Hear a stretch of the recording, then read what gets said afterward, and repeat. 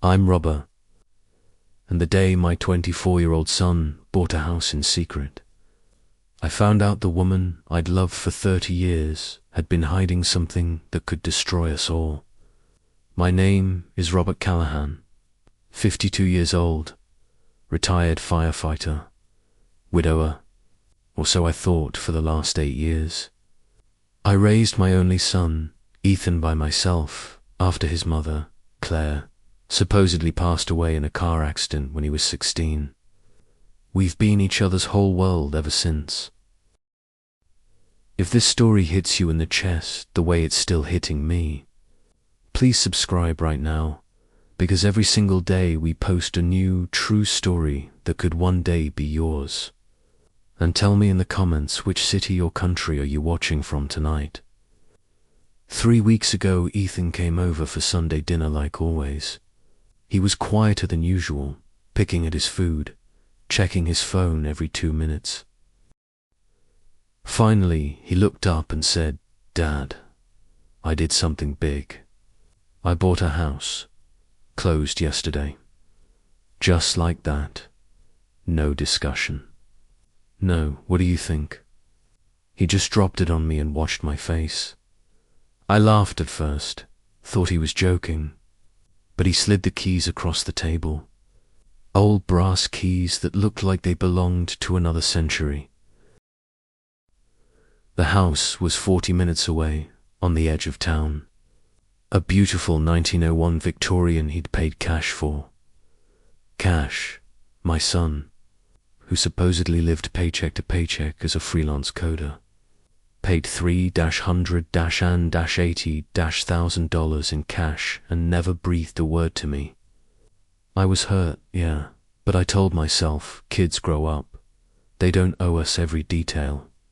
I hugged him, said I was proud, asked when I could see it. He smiled too wide and said, "Soon, Dad. Still fixing a few things." That should have been my first warning. 2 nights later, at 11:47 p.m., my phone rang with a number I didn't know. I almost let it go to voicemail, but something made me answer. A shaky, older man's voice came through. "Mr. Callahan? Robert Callahan?" "Yes." "This is Harold Grayson. I used to own the house on Maple Crest Lane, the one your boy just bought." I sat up in bed. "Okay." He lowered his voice to almost a whisper. "You need to get your son out of that house. Tonight, before she finds out he's there." The line crackled. "Before who finds out?" I asked. There was a long pause, then for words that turned my blood cold. "Before Claire comes back." I laughed nervously. "Sir, my wife Claire died 8 years ago." Another pause, even heavier. "No, Mr. Callahan, she didn't. I've been sending her the mortgage payments myself every month, until your son paid it off yesterday." The phone slipped from my hand. The man I buried 8 years ago, the woman whose casket I cried over, was apparently still alive. And now my son owned the house she'd been hiding in all this time. Why had Ethan really bought that house? And what was my dead wife about to do now that her secret was exposed? The old man whispered, "Claire never died, and she's not going to let your son take her house without a fight." I sat on the edge of my bed in the dark, phone still warm in my shaking hand. Harold Grayson's words kept looping in my head like a broken record. "I've been sending her the payments until yesterday." My Claire, my wife, the woman whose funeral I stood at in the pouring rain, holding 16-year-old Ethan while he sobbed into my coat.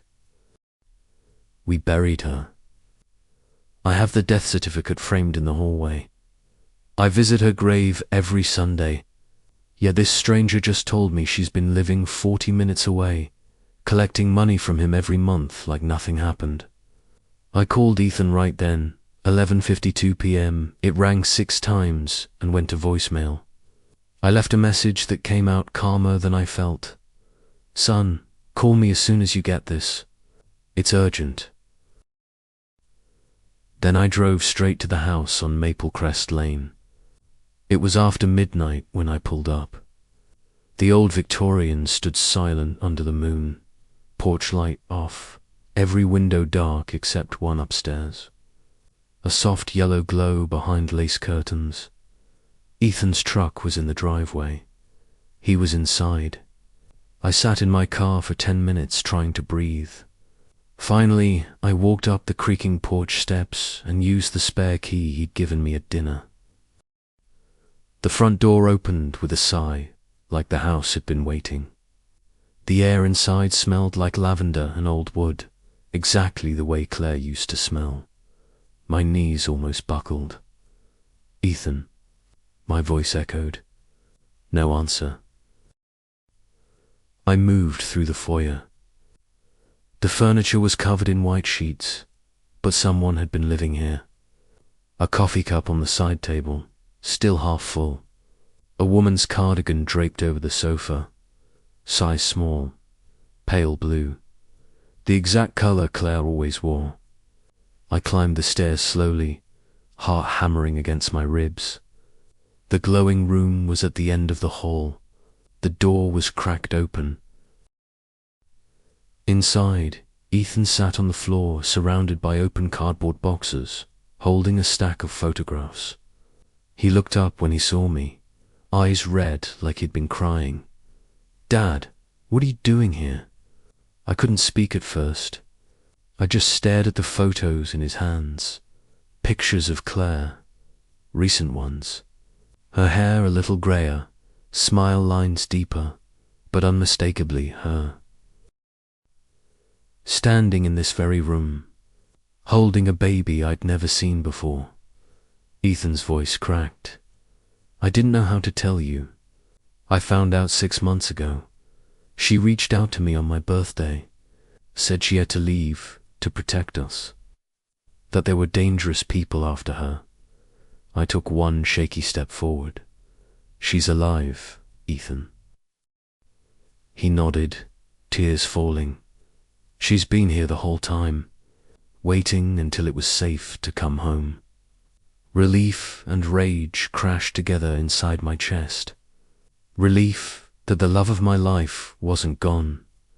Rage that she let us grieve her for 8 years. Then Ethan said the words that turned relief into pure ice. She's coming back tomorrow night, Dad. She wants to see you.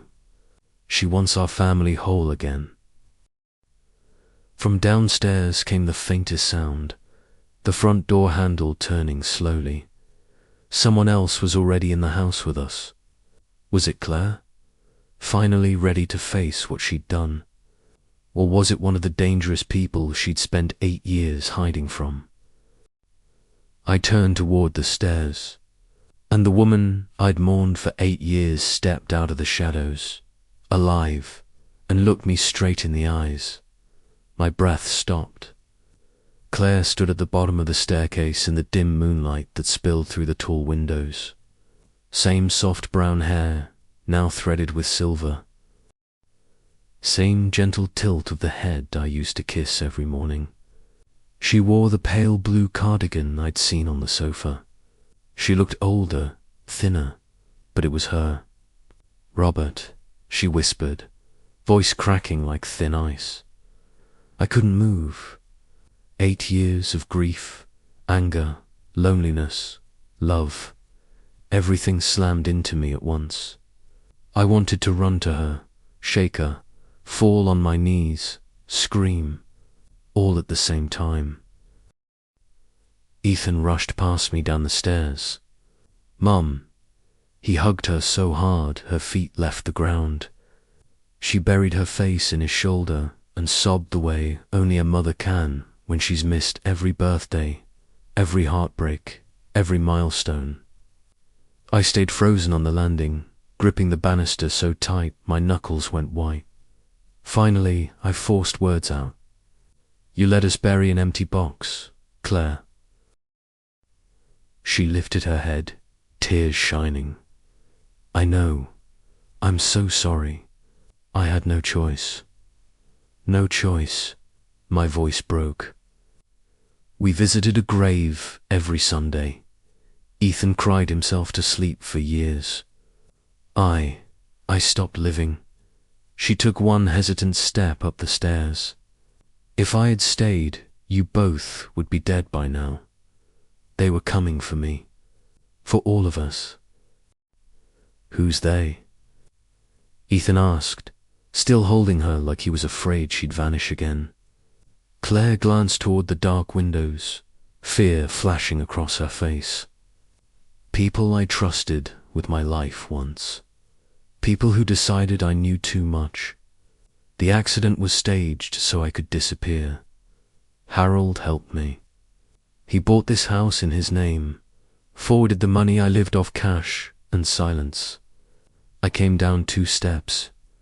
You could have sent one letter, one sign, anything. I did send signs, she said softly. You just never saw them. Ethan frowned. What signs? Claire reached into her pocket and pulled out a small silver locket. The one I'd given her on our 20th anniversary.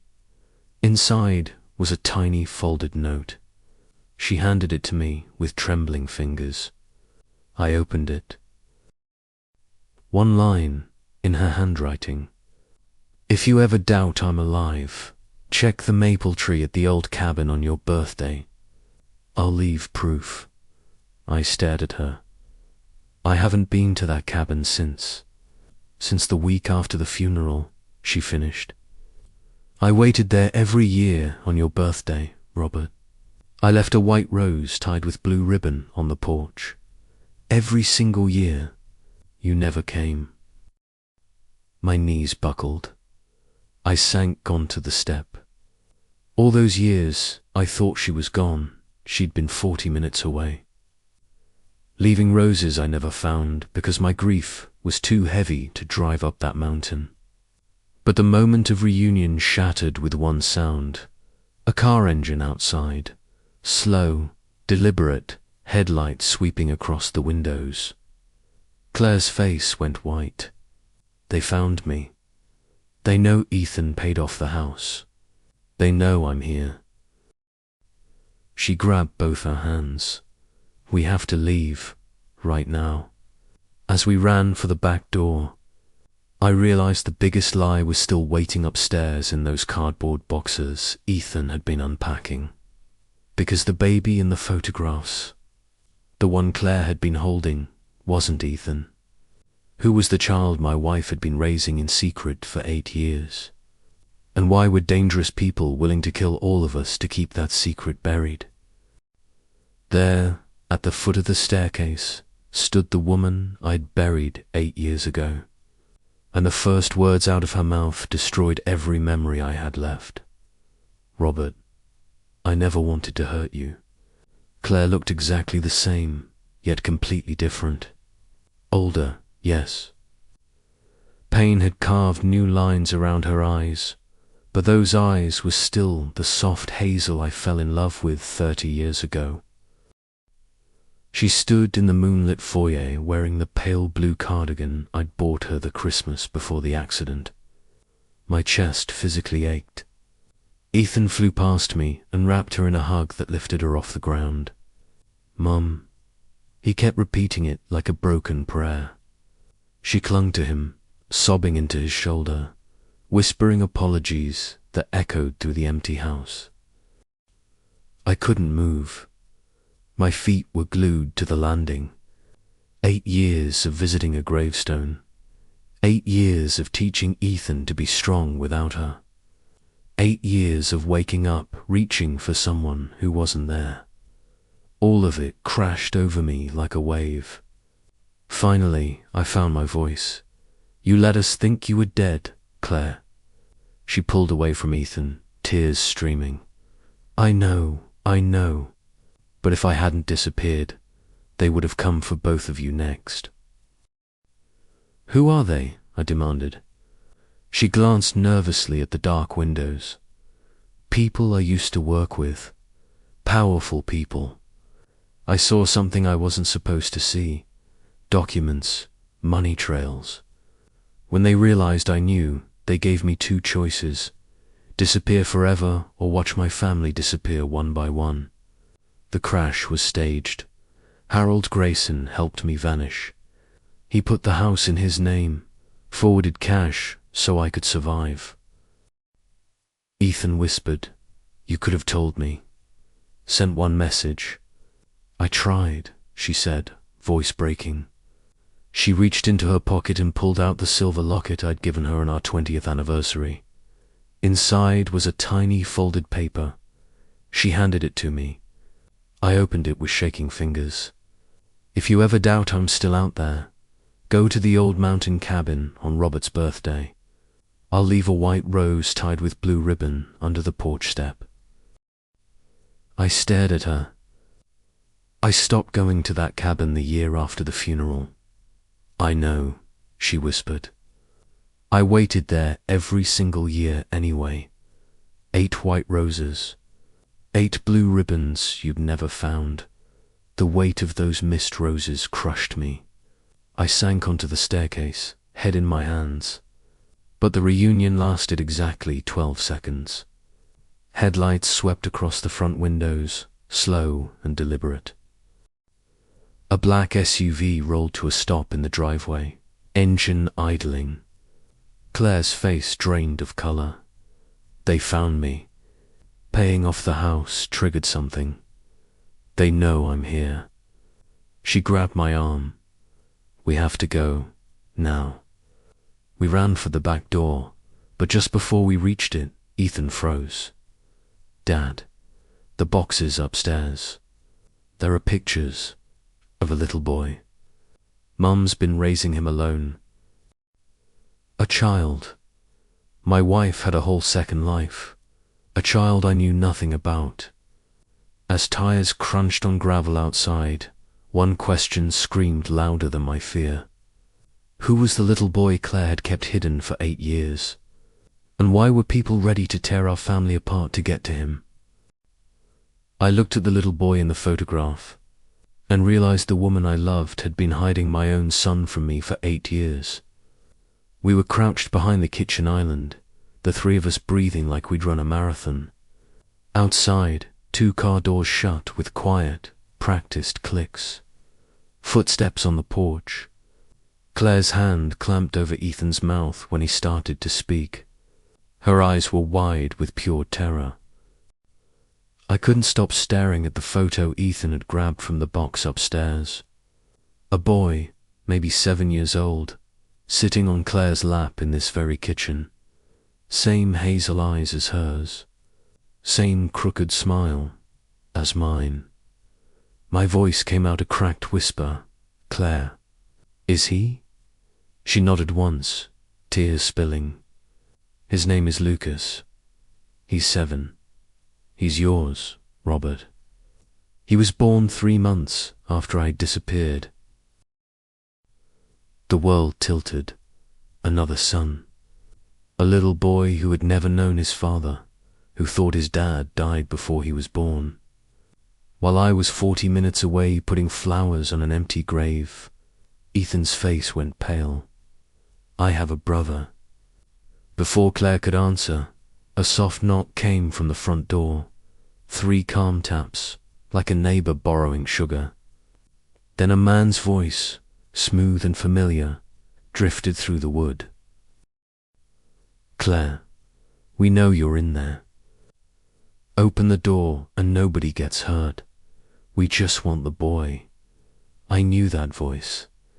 I'd heard it at barbecues, at Christmas parties, at Ethan's high school graduation. It belonged to Greg Walsh, my best friend since we were 12, the man who stood beside me at Claire's funeral and told me, "I'll always have your back, brother." Claire's whisper was barely air. "He's one of them. He's been watching the house for years." Greg spoke again, almost gentle. "You've had your 8 years, Claire. Time's up. Hand over Lucas, and we all walk away." Ethan's fists clenched. I could see the rage building in his eyes, same protective fire I felt in my own chest. Claire looked at me, pleading. They'll never stop. The only way out is to give them what they want, or disappear again. All of us. Tonight. I stared at the photo in my shaking hand. My little boy smiling up at a mother who'd sacrificed everything to keep him safe, and a father he'd never met. Then I looked at the back door, 10 feet away. Beyond it, darkness and a chance. I made the choice right there on that cold kitchen floor. I slipped the photo into my pocket, stood up, and said the first calm words I'd spoken all night. No one is taking my son. Not tonight. Not ever. I pulled Ethan and Claire toward the back door, just as the front window shattered silently. Something small and black skittered across the hardwood. A heartbeat later, the kitchen filled with white smoke and blinding light. When the flash cleared, Greg was standing in the doorway, smiling the same easy smile he'd worn at my wedding. "Wrong choice, Rob," he said. "You should have stayed grieving." As he raised something dark in his hand, I realized the man I'd called brother for 40 years was about to destroy the family he once pretended to love. Would we make it out of that house alive with the son I never knew I had? Or had Claire's 8-year secret just signed all our names on a very short list? The flashbang exploded in white fire, and the last voice I expected to hear shouted my name through the smoke. Robert, down. I knew that voice instantly. Captain Mike Torres, my old firehouse lieutenant, the man who pulled me out of a burning warehouse 20 years ago. A second later, his huge silhouette crashed through the back door, flashlight beam cutting the haze like a split second before Greg's shadow lunged toward us. Chaos erupted. Claire screamed. Ethan yanked her toward the mudroom. I was still half blind, ears ringing, when Mike's arm hooked around my waist and hauled me backward like I weighed nothing. "Move, Callahan. I've got the kid." The kid. How did Mike know about Lucas? We stumbled out into the cold night air. A black pickup I didn't recognize idled in the alley behind the house, tailgate down. Mike shoved us toward it while 2 more figures in dark jackets laid down loud, rapid bangs that lit the backyard in strobes. Warning shots into the sky, not at anyone. Just noise and light to buy seconds. Claire dove into the truck bed first, then Ethan. I was last, lungs burning from the smoke. Mike slammed the tailgate and pounded the roof twice. Tires spun on gravel and we shot forward, headlights off, tearing down the narrow alley.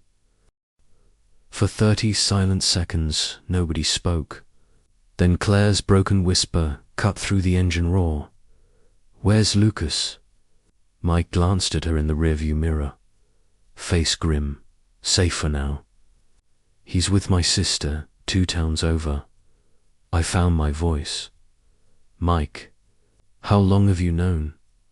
He kept his eyes on the dark road. 6 years. Claire showed up at the station one night, half frozen, begging me to hide a toddler.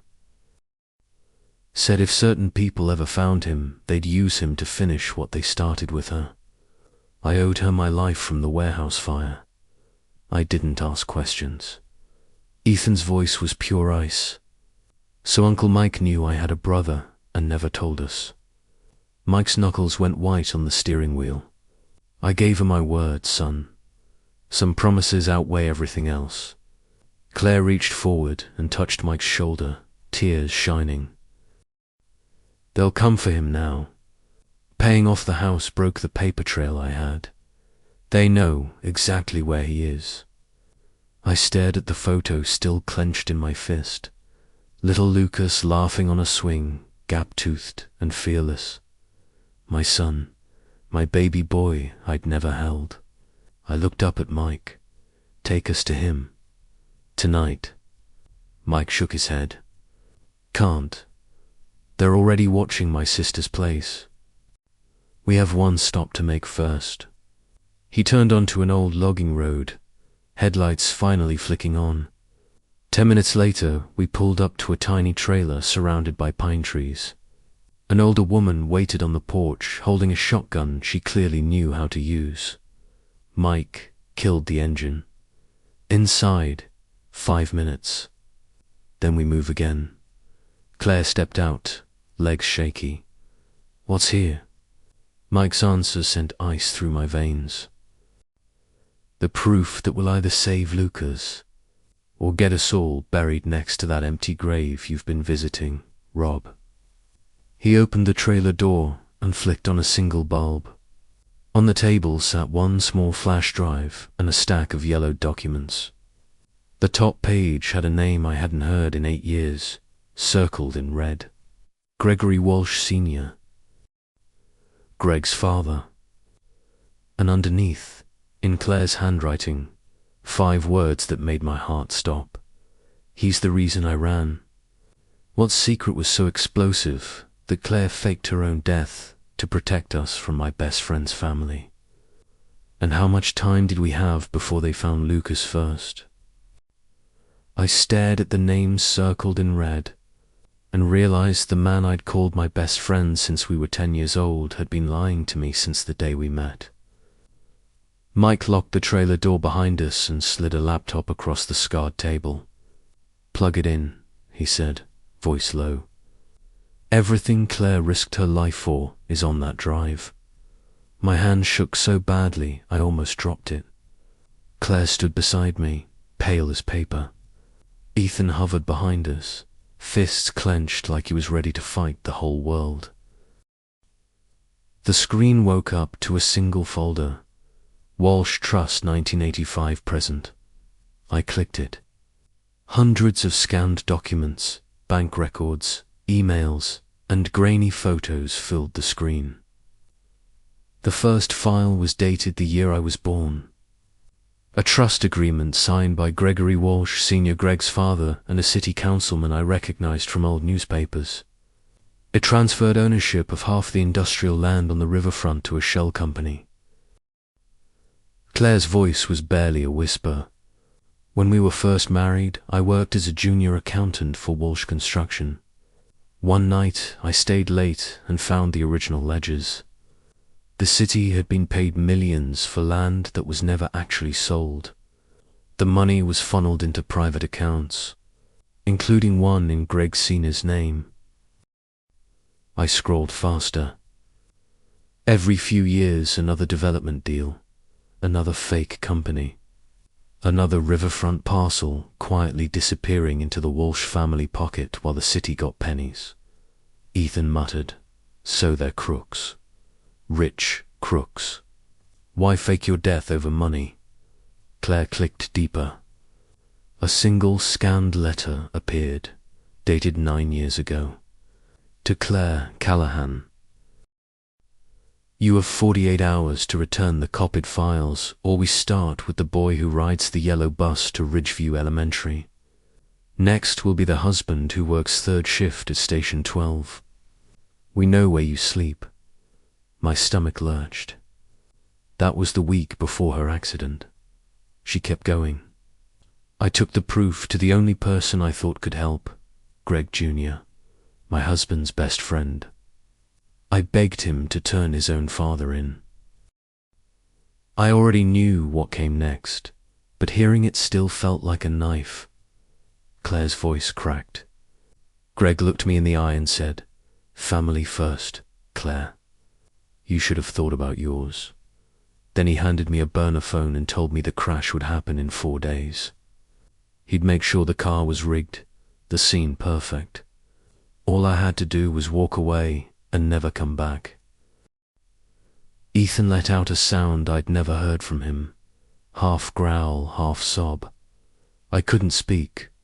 40 years of sleepovers, double dates, him holding my hand at Claire's fake funeral. All of it built on this moment when he chose blood money over my family. Mike broke the silence. There's more. Keep scrolling. The last file was a video, time-stamped 3 days ago. Greg's face filled the screen, sitting in the same study where we used to watch football. He spoke straight to the camera, calm and smiling. "Claire, if you're watching this, the house sale went through. That means you're out of time. Bring me the boy by sunrise tomorrow and I'll let Robert and Ethan live. Refuse, and I'll bury what's left of your family for real this time. You always said family was everything. Prove it." The screen went black. Claire sank into a chair, hands over her mouth. Outside, a branch snapped in the woods. Mike killed the laptop and pulled his sidearm. They're already tracking us. We have maybe 20 minutes. I looked at the woman I'd mourned, at my 2 sons, one I'd raised, one I'd never held, and made the only promise that mattered. I'm getting Lucas tonight. And then Greg Walsh is going to learn what happens when you threaten a father's children. But as we ran for the truck, one question burned hotter than rage. If Greg had been willing to fake Claire's death to silence her, what was he planning to do to the little boy who carried my blood? We were 30 seconds from the truck when the first bullet cracked through the trees and buried itself in the trailer wall right beside my head. Mike spun, flashlight beams sweeping the darkness. Down, everyone down. Claire dropped flat. Ethan yanked her behind the woodpile. I hit the cold ground hard, heart slamming against my ribs. Another muffled pop, then silence. They were using suppressors, just like in the movies, only this was real and the air smelled like pine and terror. Mike whispered, 2 shooters, maybe 3. They're herding us away from the truck.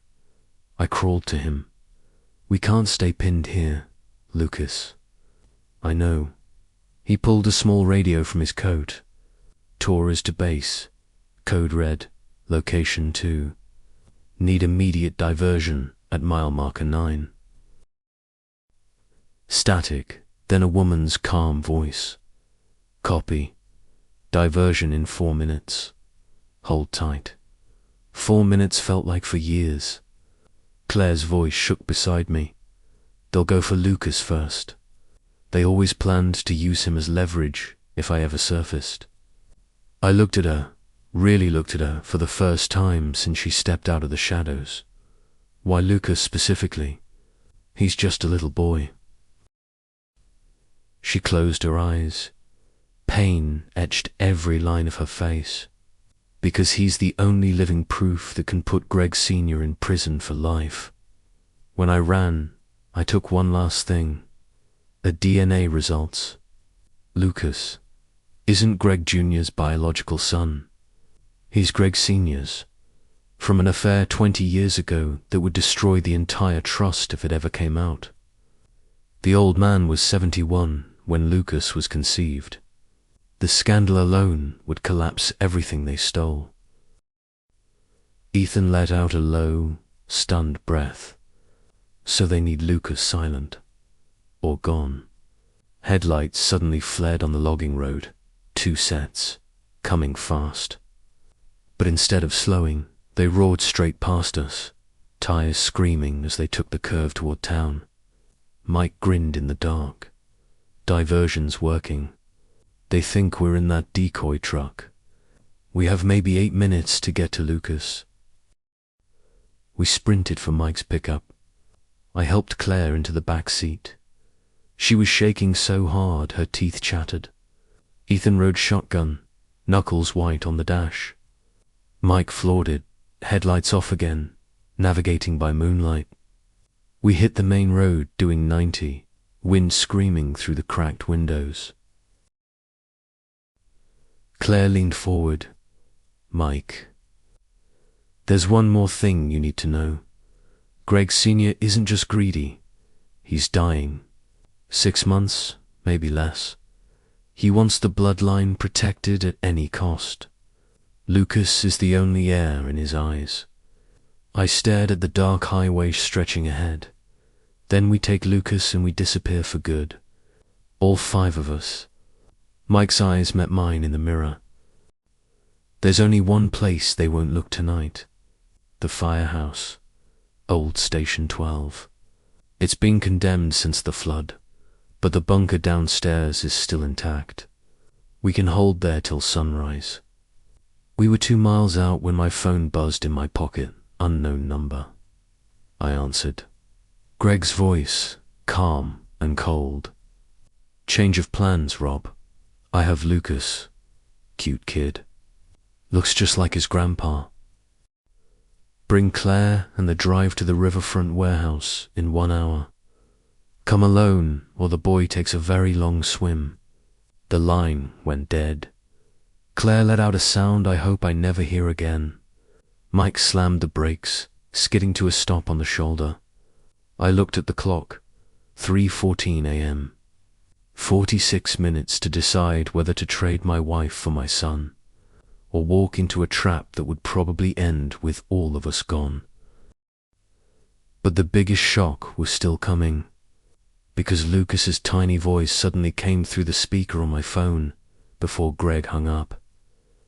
Daddy, I'm scared. He'd called me Daddy. He knew who I was. How long had Claire been preparing him for the day his real father would finally come? My 7-year-old son just called me Daddy for the first time in his life, while Greg held the phone and laughed. The silence in the truck was deafening. Claire's hands flew to her mouth, tears spilling instantly. Ethan stared at me like I'd grown a second head. Even Mike's iron jaw twitched. I replayed the tiny voice in my head on a loop. Daddy, I'm scared.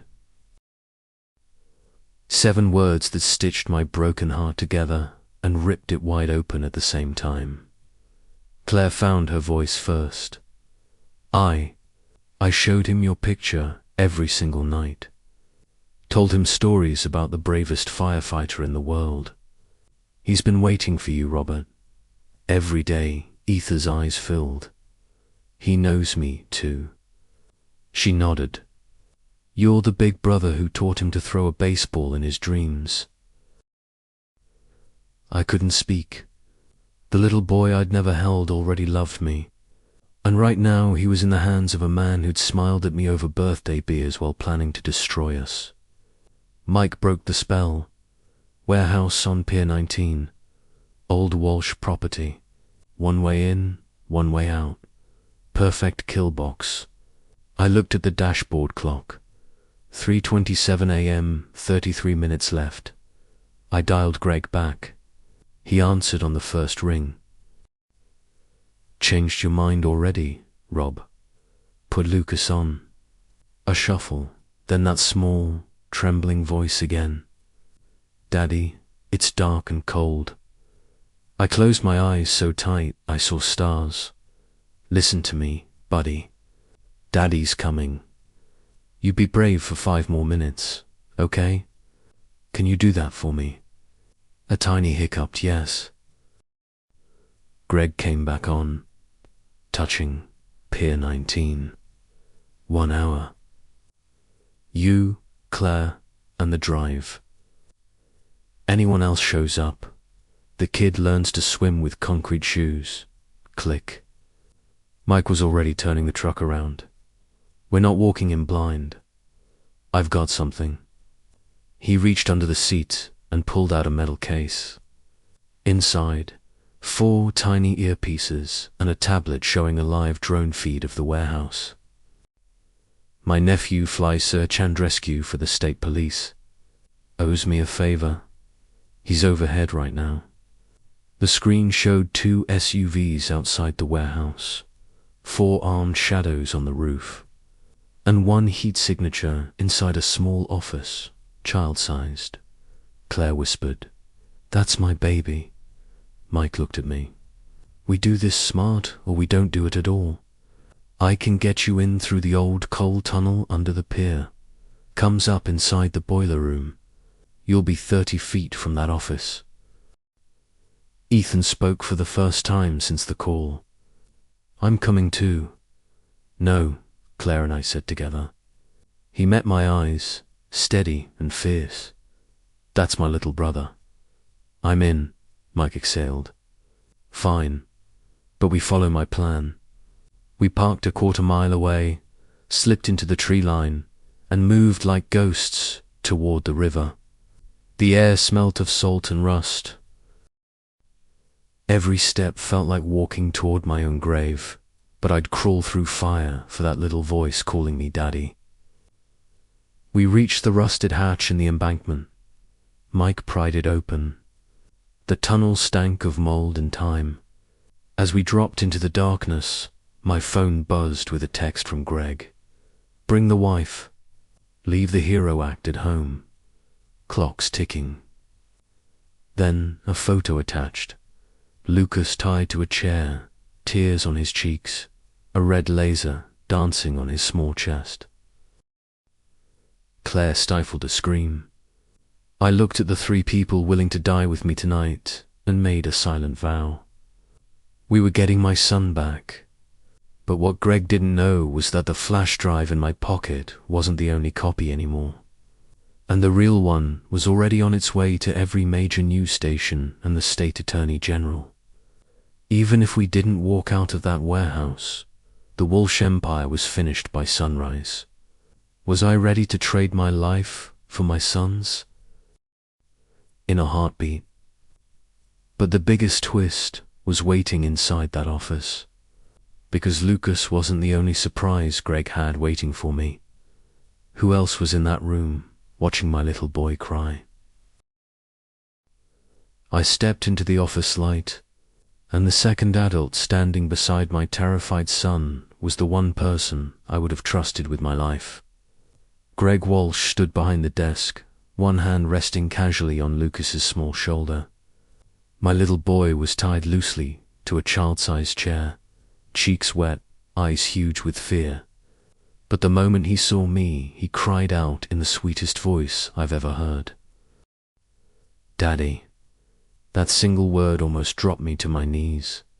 Then the second figure, leaning against the wall in the shadows, turned around, and my heart stopped beating.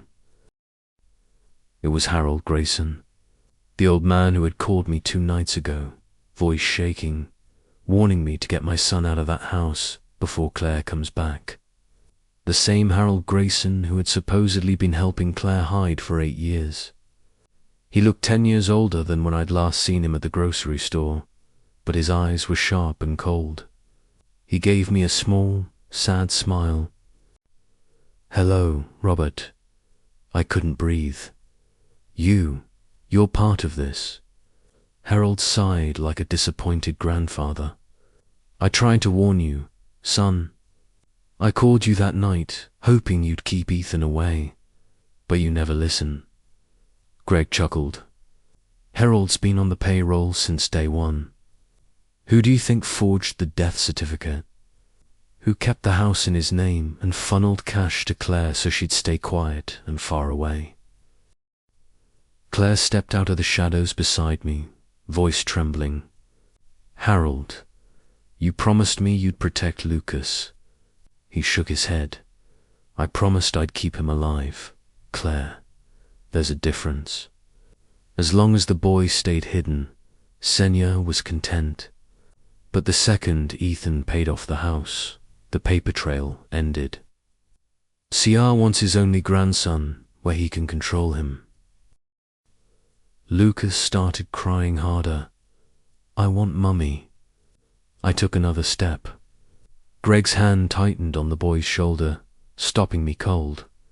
Easy, Rob, Greg said, calm as ever calm. We're all friends here. Just hand over the flash drive and everybody walks out happy. I held it up, thumb hovering over the little silver device that held 40 years of Walsh crimes. 1 copy, I lied. Let Lucas come to me and it's yours. Harold gave a soft laugh. You always were a terrible liar. Behind me, Ethan whispered through the earpiece Mike had given us, "Dad, where's Mike?" The question hit like ice water. Mike had been right behind us in the tunnel. He'd told us to go ahead, that he'd cover the rear, but he never came up the ladder. Greg noticed my hesitation and smiled wider. "Looking for someone?" He nodded toward the corner. Mike stepped out of the deeper shadows, face blank, gun in his hand pointed at Claire's back. "Sorry, brother," Mike said quietly. "I really did try to keep you out of this time." The man who'd saved my life in a burning building 20 years ago had just sold my family for a clean slate on his debts. Lucas looked straight at me, lip trembling, and whispered again, "Daddy, please come get me." I met Greg's eyes and made the only choice a father can make. I dropped the flash drive on the floor and crushed it under my boot. Greg's smile vanished. "You just signed your son's future away," he said. "No," I answered, voice steady for the first time all night. "I just bought it. Because the real copy was already gone. Uploaded 30 minutes ago from Mike's own tablet while he thought I wasn't watching. And in exactly 4 minutes, every news station, every federal inbox, and every phone in the state was going to wake up to the truth about the Walsh family. But for minutes was a lifetime when a monster held your child. Was I fast enough to reach Lucas before Greg made good on every threat he'd ever whispered? Or had I just doomed the son who'd waited 7 years to finally call me daddy? The flash drive cracked under my boot, and Greg's finger moved to the trigger pointed at my 7-year-old son's head. For one frozen second, the warehouse was silent except for Lucas's terrified breathing. Then everything exploded at once. Claire screamed and lunged forward. Mike's gun swung toward her. Ethan crashed through the office door like a freight train. And every light in the building died. Pitch black. Arms outstretched, following the sound of my little boy's cry. My shoulders slammed into the desk. Pain shot through me, but I kept going until my hands found warm, small shoulders. Lucas. I yanked the loose ropes off his wrists, scooped him against my chest, and rolled us both behind the heavy metal desk just as the first gunshot flashed in the darkness. Muzzle lights strobed the room. Greg's silhouette, Mike's, Harold's, chaos. "Dad," Ethan's voice, close. He'd tackled Mike. I heard the grunt and crash of Bodie's. Claire's voice cut through the noise, fierce and steady. "Robert, the window. Go." Another flash. I saw it. A high transom window above the filing cabinet, cracked open for ventilation. Too small for an adult, perfect for a child. I stood, Lucas clinging to my neck like a koala, and ran. Bullets sparked off the wall behind us. I boosted him up. Tiny hands grabbed the ledge. "Climb, buddy. Out onto the roof. Don't look down." He scrambled through like he'd practiced it in his dreams. I turned back into the darkness. Claire was wrestling with Harold, trying to get his gun. Ethan had Mike pinned, but Greg was circling them both, weapon raised. I charged Greg low and hard, shoulder into his stomach. We hit the floor together, air whooshing out of him. The gun skittered away. He snarled in my face. "You think you've won?" "My father. Your father's finished," I growled. "Check your phone." For the first time, panic flickered across Greg's face. He fumbled for it with one hand while I pinned his arm. The screen lit up with push alerts. Breaking. Walsh Family Trust implicated in 40-year fraud. Federal agents raid riverfront properties. State Attorney General. No comment yet from Walsh Sr., currently hospitalized. Greg stared at the headlines like they were written in fire. Outside, sirens began to wail in the distance, growing louder, closer. Harold dropped his weapon and sank into a chair, suddenly looking every day of his 80 years. Mike stopped fighting Ethan, hands falling limp. Claire ran to me, face streaked with tears and soot. Lucas, on the roof, safe. She sagged against me in relief. Greg laughed once, bitter and broken. You'll still lose, Rob. Senior will burn everything down before he lets strangers raise his blood. I leaned close so only he could hear. Your father's dying tonight anyway, but Lucas is coming home with me. And every penny your family stole is going to the people you robbed, including the little boy who just called me daddy for the first time. The sirens were almost on us now, red and blue lights strobing through the broken windows. Greg's eyes filled with something that looked a lot like fear. Because for 40 years the Walsh name had meant power. Tonight it meant handcuffs. But just as the first officers breached the door, Claire grabbed my sleeve, voice trembling. Robert, Lucas isn't on the roof anymore. We ran to the window. The transom was empty. Only Lucas's tiny shoe lay on the sill. My son had vanished into the night. Had he fallen? Or had someone else been waiting in the darkness to take him? I stared at the tiny shoe on the sill and realized the sirens outside weren't coming to save us. They were coming to arrest us. Red and blue lights flooded the warehouse. Police. Hands in the air. Doors crashed open. A dozen officers in tactical gear poured in, rifles raised. I raised my hands slowly, Lucas's little sneaker still clutched in one fist.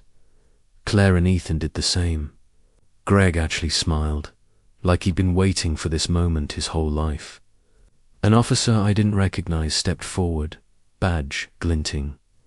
Robert Callahan, Claire Callahan, Ethan Callahan, you're all under arrest for kidnapping, burglary, and assault. My mouth went dry. You've got it backward. We were rescuing my son. He ignored me, cuffing my wrists behind my back. As they marched us past Greg, he leaned in and whispered, "Told you I had insurance." Mike and Harold were cuffed too, but gently, almost respectfully. Something was very wrong. Outside, news vans were already parked in a semicircle, cameras rolling live. Reporters shouted questions about dramatic hostage rescue and desperate parents. The story had flipped in minutes. Claire's voice shook beside me. They're painting us as the criminals. A black town car pulled up. The back door opened and a frail old man in a wheelchair was pushed out by a nurse. Gregory Walsh Sr. Gaunt, oxygen tubes in his nose, but eyes sharp as ever. He raised one trembling hand and the cameras swarmed him. Senior's voice was weak but carried. Thank God my grandson is safe. These people broke in, terrorized him. My son Greg saved the boy's life. I lunged forward. 2 officers yanked me back. Then I saw her. A woman in a pantsuit stepped out of the car holding Lucas's hand. Lucas, clean, calm, wearing different clothes, smiling shyly at the cameras. My son looked straight at me and didn't run to me. The woman smiled for the reporters. I'm Lucas's legal guardian, appointed by Mr. Walsh Sr. years ago. The child has been in protective custody tonight. These individuals are clearly unstable. Claire let out a broken sound. No, baby. Lucas waved at the cameras like he'd been coached. Senior rolled closer, voice syrupy with fake concern. Take them away, officers. My grandson needs rest. As they pushed me toward the patrol car, I locked eyes with Lucas one last time. He mouthed tiny words I read perfectly. Trust me. My 7-year-old had a plan. The back door of the patrol car slammed. Through the window I watched Senya's nurse wheel him toward the town car. She leaned down to adjust his blanket, and for 1 second the porch light caught her face. It was the woman from the mountain cabin photos Claire had shown me years ago. The one who used to bring groceries when Claire was hiding. She winked at me. The pieces snapped together. Lucas hadn't been taken. He'd been planted. My little boy had walked into the lion's den on purpose, with help from the inside. But why? And how much time did we have before Senior realized that Child Services had just handed him a very clever wolf in sheep's clothing? Handcuffed in the back of a patrol car, I watched my 7-year-old son smile sweetly for the cameras, and then slip a tiny flash drive into Gregory Walsh Sr.'s oxygen tube pocket. Nobody else saw it. The old man was too busy playing the frail hero for the reporters wanted. Lucas stood beside the wheelchair like a perfect little angel, one small hand resting on Senior's knee. When the cameras flashed, he leaned in and gave the dying billionaire a hug that looked loving to the world. I saw the movement, a practiced, lightning-fast slide of his fingers into the pocket of the old man's cardigan, right where the tube clipped on, the same pocket that held Senior's phone. Lucas straightened, looked straight at me through the patrol car window, and gave the tiniest nod. My son had just delivered the real evidence, the one nobody knew existed, directly into the devil's hands. Claire, cuffed beside me, whispered, "What did he just do?" Before I could answer, the guardian woman guided Lucas toward the town car. Senior waved weakly one last time, then the nurse turned the wheelchair. As she pushed him past the news vans, Senior pulled out his phone to check a message. The screen lit his face ghost blue. His eyes widened. He looked up, straight at Lucas's retreating back, then at me. Pure panic. He knew. Whatever was on that drive was worse than anything we'd send the press. The nurse leaned down, whispered something in Senior's ear. His face went grey. He started coughing, hard, clutching his chest. The oxygen alarm on his portable tank began to beep frantically. Reporters shouted questions. Paramedics rushed forward. In the chaos, Lucas broke free from the guardian's hand and sprinted straight toward our patrol car. An officer tried to grab him. Lucas ducked under the arm like a seasoned running back and slammed both palms on my window. "Daddy, tell them the code is Mommy's birthday." Then he was gone, swallowed by uniforms. But I understood. Claire's birthday, 0814. The new flash drive was encrypted. Only someone who entered 0814 would it open, and auto-send the final, unredacted files to every federal judge, every IRS office, and every major newsroom on the East Coast. Sina's phone was now a ticking bomb in his own pocket. The guardian woman realized something was wrong. She started screaming for Lucas. Senior, wheezing, tried to pull the drive out, but his hands shook too badly. The nurse, our inside ally, calmly took the phone from him, smiled sweetly for the cameras, and typed 4 numbers. I saw the exact moment the files deployed. Sina's empire collapsed in real time on live television. Stock tickers on the news vans started flashing red. Phones across the crime scene began exploding with alerts. One reporter's voice cracked. "We're receiving confirmed documents. Decades of fraud, bribery, money laundering. Walsh Sr. named directly." Officers around us froze, reading their own screens. The arresting sergeant looked at his phone, then at us, then at Senior, who was now slumped in the wheelchair, face purple. The guardian woman bolted for the town car. Lucas was already in the front seat of a state police cruiser that had just screeched up, door open, an agent waving him in. The cuffs suddenly clicked off my wrists.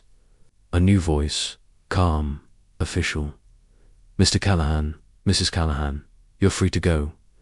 Federal custody has taken over the scene."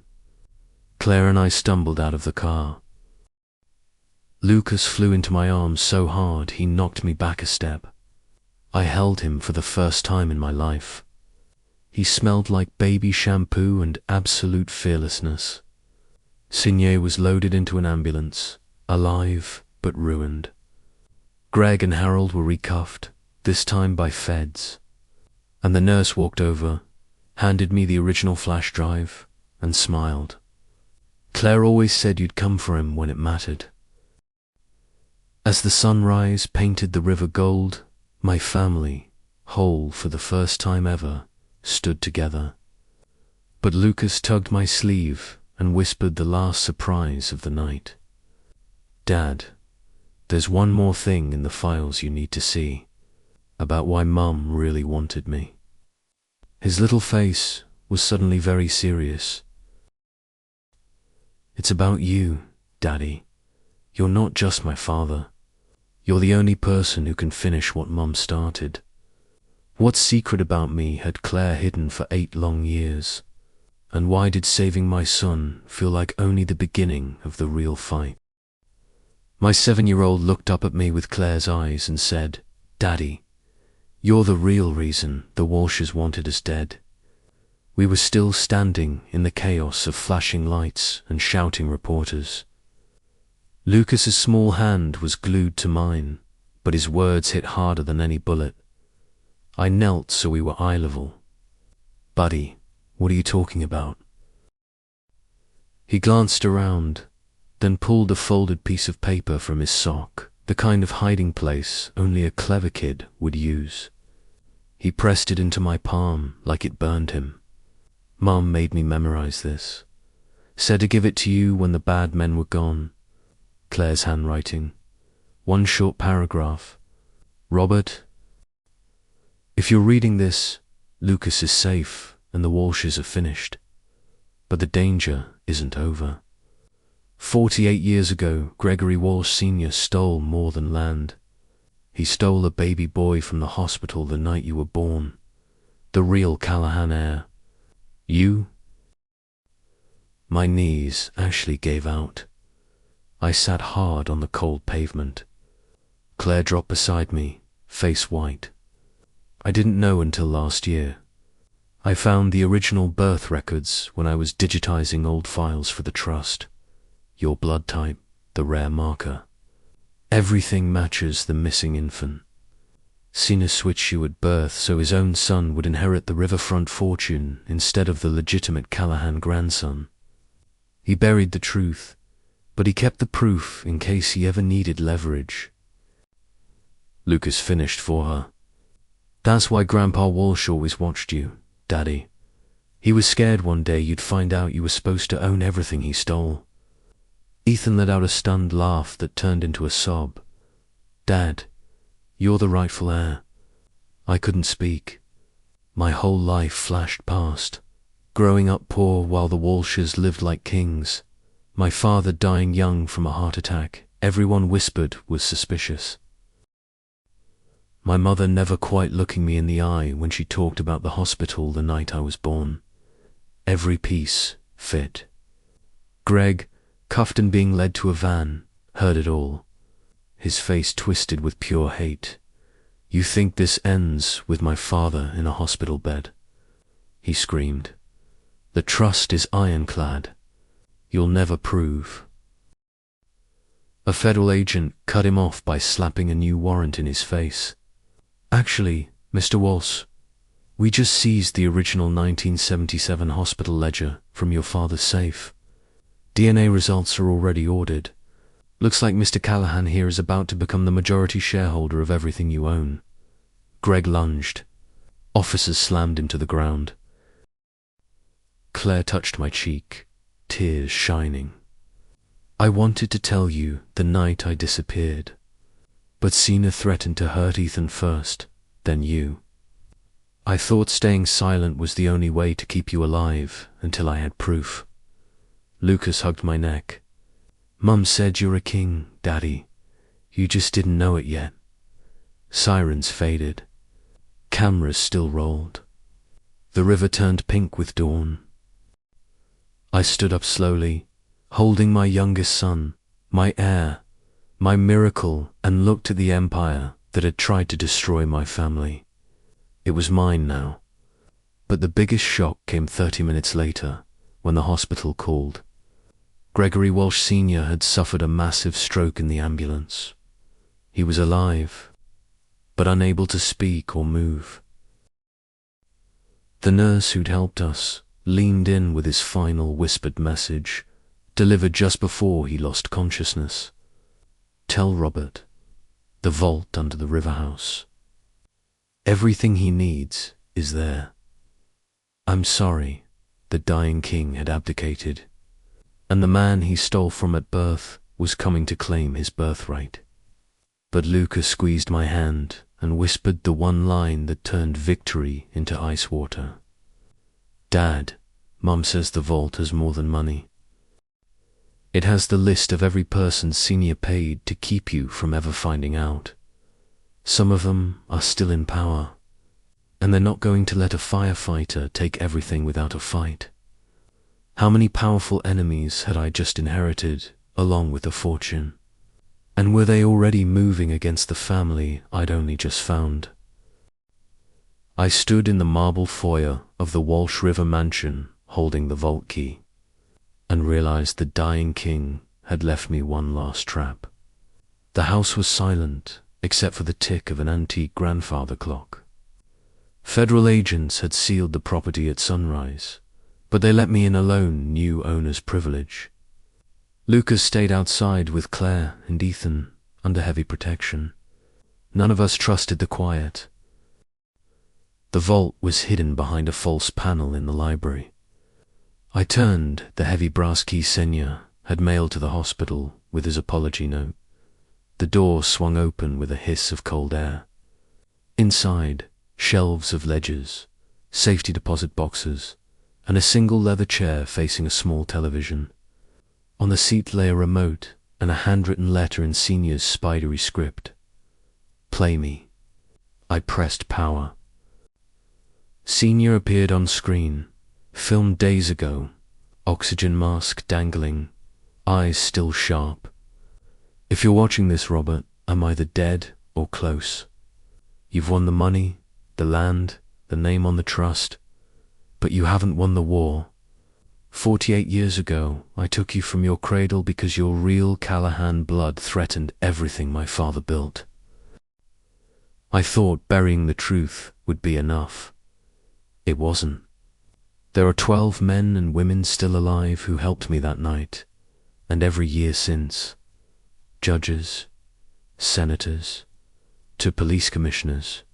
They each hold a piece of the empire I promised them. They will never let a nobody firefighter sit on my throne. So I left you a choice. On the table behind you are 13 envelopes. 12 contain proof that will send each conspirator to prison for life. One contains a forged document that falsely implicates your wife Claire in everything I did. If that envelope is ever opened, she dies in jail and your boys lose their mother twice. Every envelope is sealed with a different biometric lock keyed only to the person it names. They must open their own noose. You have 30 days to get all 12 to voluntarily unlock their fate, or the 13th automatically uploads to the FBI with Claire's name on every crime. I always admired your stubborn sense of justice, Robert.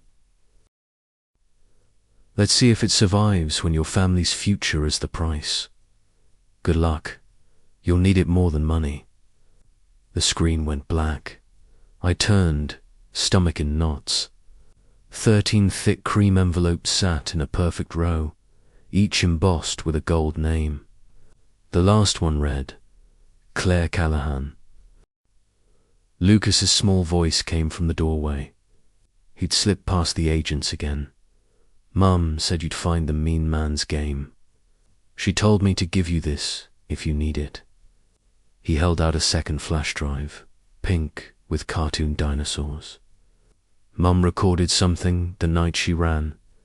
Said only play it if the bad man tried to hurt us again. I plugged it into the television with shaking hands. Claire's face filled the screen, younger, terrified, 8 years ago. If you're watching this, Robert Sr. found a way to threaten me from the grave. But he made one mistake. He forgot I worked for him for 12 years. Every envelope has a backdoor code. My birthday again. 0814. Hold the seal to the light and type the numbers on the hidden keypad that appears. It overrides the biometric lock. You don't have to beg monsters for justice. You can deliver it yourself. I love you. Come home to us when it's finished. The video ended. I looked at the 13 envelopes, then at my brave little boy who'd carried hope in dinosaur plastic.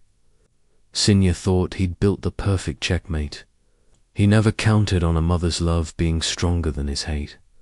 I picked up the first envelope. 30 days. 12 monsters to unmask. One forged lie to destroy before it touched my wife, and a 7-year-old Cockton who apparently knew more about courage than all of us. As I walked out of the vault with Lucas's hand in mine, the grandfather clock struck 6. The real fight had an expiration date. Who would break first? The empires built on my stolen life, or the family I would burn the world down to protect? I opened the first envelope with Claire's override code, and the man who signed it was the same judge who sentenced my own father to prison 30 years ago. The hidden keypad glowed under the seal the instant I typed 0814. A soft click. The flap opened like it had been waiting for me all these years. Inside, a single photograph and a confession letter dated 1994. The Honorable Judge Malcolm Reed admitted, in his own handwriting, to accepting $200,000 from Walsh Sr. to add 10 extra years to my father's sentence for a bar fight that should have been 30 days. Dad died in prison 2 years later. The official cause was heart failure, but I was there the weekend before. He was healthy, laughing, planning to come home.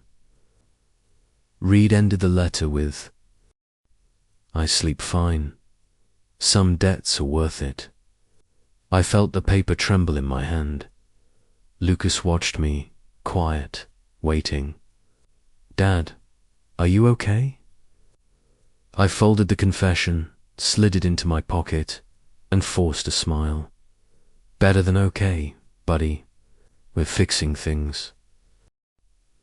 That night, we turned the old Victorian, now legally mine, into Command Central. Whiteboards on every wall. Ethan hacked the trust servers with skills I didn't know he had. Claire brewed coffee strong enough to wake the dead. Lucas colored coded sticky notes like a general. One by one, the envelopes opened the same way. Envelope number 2. State Senator Lydia Lang, who buried environmental reports so Walsh could poison the river for decades. Envelope number 3. Former Police Commissioner Delgado, who made my mother's mugging disappear when she started asking questions about my birth. Envelope number 4. The hospital administrator who switched the bassinets in 1977 and retired to the Bahamas at 40. Every name was someone who had smiled at me, shaken my hand, or sent flowers when Claire died. By day 5, we had 8 confessions in a fireproof safe and 4 monsters still walking free. That's when the pushback started. Judge Reed's car exploded in his driveway. Senator Lang's lake house burned to the waterline. Commissioner Delgado woke to find his prized boat sunk at the dock. No injuries, just messages written in gasoline. "We know." They were trying to scare me into stopping. It had the opposite effect. Day 7. I walked into the federal courthouse with Lucas's hand in mine and handed the U.S. attorney the first 8 envelopes, personally. Live on the courthouse steps, I told the cameras exactly who I was and what had been stolen from me at birth. The country lost its mind. Hashtag Stolen Callahan trended for 48 hours straight. 3 of the remaining 4 surrendered within hours, begging for deals. Only one name was left. Envelope number 12. Dr. Evelyn Hart, the obstetrician who delivered me. She had vanished the day the story broke. Claire found her first. Hidden in plain sight, still practicing under a new name in a quiet women's clinic 2 states away. Claire called me from the road, voice shaking with something darker than anger. Robert, she's not running. She's waiting for you. She says she has the final piece you need to close the circle. And she'll only give it to the baby she stole, face to face. Hidden in plain sight, still practicing under a new name in a quiet women's clinic 2 states away.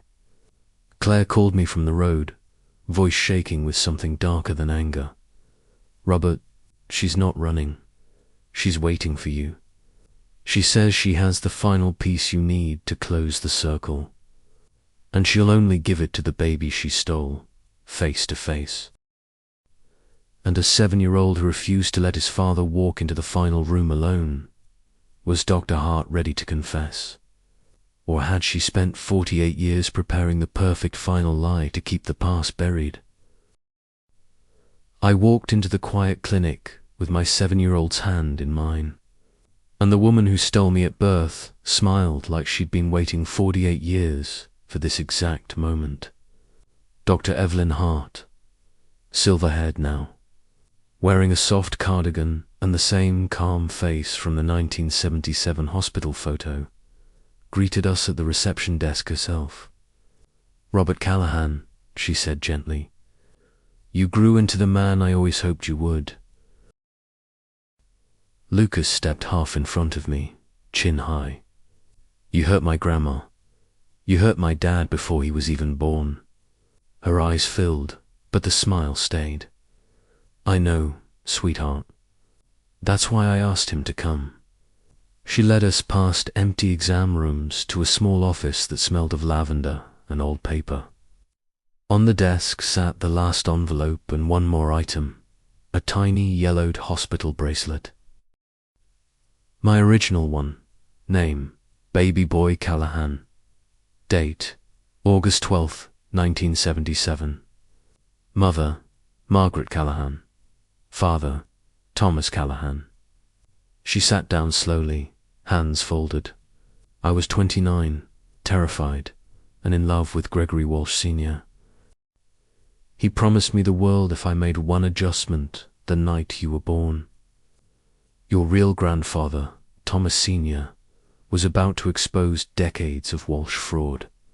Switching the heirs would silence the Callahan bloodline forever. I told myself it was just paperwork, a few signatures. No one would get hurt. Her voice cracked. Then I held you, warm and crying, and I knew I'd damned my soul. Lucas stayed stone-faced beside me. Dr. Hart pushed the envelope forward. Inside is the original switch order signed by Walsh Sr. and the DNA proof that you were the true Callahan heir. Not just to the Riverland, but to the original railroad fortune the Walshes stole in 1910. It's worth billions, Robert. Untouched. Hidden in Swift accounts under your real birth fingerprints. She placed my tiny hospital bracelet on top. But the real reason I waited for you is on the back of that envelope. I turned it over, in faded ink. If anything happens to me, give baby boy Callahan the letter in the chapel safe. He deserves to know why his mother fought. My throat closed. Margaret Callahan, my real grandmother, hadn't died in childbirth like the official story said. She'd been murdered 3 weeks after I was born, ruled a suicide because she threatened to go public about the switch. Dr. Hart met my eyes, tears falling freely now. I've lived with her blood on my hands every day since. Take the envelope. Take the money. Take the truth. And if you can ever forgive an old woman who chose ambition over a newborn's life, I'll die in peace. Lucas looked up at me, waiting for my decision. I picked up the envelope and the bracelet.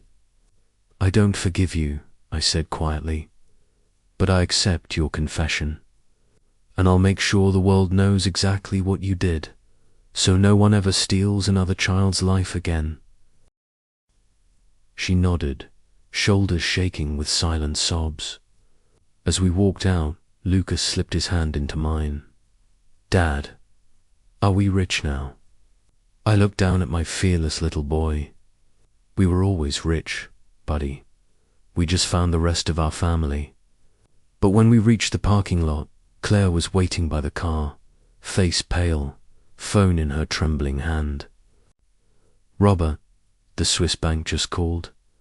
The account's unlocked with your fingerprint an hour ago. The money is already moving. To a charity trust in Lucas's name. Someone beat us to the transfer. My blood went cold. On the dashboard sat a new envelope, no name, sealed with an old-fashioned wax crest I recognized instantly. The Callahan family crest. Inside, a single line in handwriting I'd never seen. Welcome home, heir. The real war begins now. Your grandmother's fight never ended. She just went underground. Lucas read it aloud, then looked up at me with pure wonder. Dad, Grandma's alive. The final twist hit like sunrise after the longest night of my life. The woman everyone thought died in 1977 had been waiting 48 years to give her grandson back what was stolen. And tomorrow, on the deadline Senior never thought I'd survive, she was coming for me. Was the real Callahan matriarch about to walk out of the shadows and hand me an army? Or had I just inherited a war much bigger than money? The morning the 30-day deadline ended, a woman I'd only ever seen in faded photographs walked into my kitchen and called me my sweet boy for the first time in 48 years. She looked exactly like the pictures, just older, silver hair in a long braid. Same fierce Callahan eyes, wearing a simple navy coat. Margaret Callahan, my grandmother, presumed dead since 1977, stood in the doorway holding a worn leather satchel and smiling through tears. Lucas was the first to move. He ran straight into her arms like he'd known her forever. You're really here, he whispered. I promised I would be, she answered, voice strong despite the years. Claire and Ethan stood frozen, mouths open. I couldn't speak at all. Margaret cupped my face with both hands, thumbs brushing my cheeks the way only a grandmother can. You grew into everything your grandfather and I dreamed. I'm so proud, Robert. She set the satchel on the table and opened it. Inside, original land deeds from 1910, bearer bonds, account numbers, and a list of names, hundreds of them. Families whose homes and farms the Walshes had stolen over a century. This is the Callahan legacy, she said. Not just money. Justice. Every acre, every dollar, every life they broke. I've spent 48 years gathering it back, piece by piece, waiting for the rightful heir to stand up. She looked at all of us, my whole family finally together, and now we finish it together. We spent the day signing papers that would return land to descendants, create trusts for the sick the Walshes had poisoned, fund schools, hospitals, scholarships, everything built on the tears they caused. By sunset, the news called it the largest voluntary restitution in American history. Billions returned. Empires dissolved. A family reborn. That night we stood on the porch of the old Victorian, the house that had hidden Claire and Lucas for 8 long years, now ours forever. Fireflies blinked in the yard. Lucas chased them with Ethan, while Claire leaned against me, hand on my heart. Margaret raised a glass of sweet tea, eyes shining. To Thomas and Margaret Callahan, who started this fight. To Claire, who kept our bloodline alive. To Ethan and Lucas, who proved love is stronger than any lie. And to Robert, the boy they tried to erase, who became the man who brought us all home. We drank. Lucas ran up, grass-stained and laughing, and threw his arms around my legs. "Daddy, does this mean we win?" I lifted him high, kissed his forehead, and looked at the 4 people who were my whole world. "Yes, buddy, we win." Behind us, the porch light flickered once, like a wink from every ancestor who'd waited decades for this moment. The story that began with a secret house purchase and a terrified phone call ended exactly where it was always meant to. With a family, whole family, free, healed, and together. And somewhere, Gregory Walsh Sr. took his last breath, knowing the name he tried to bury had risen higher than he ever stood. This is Robert Callahan, signing off. Thank you for walking this road with me. If this story touched your heart, like the video, turn on notifications, subscribe to the channel. Your support helps us bring even more powerful stories to life, because every family deserves to come home.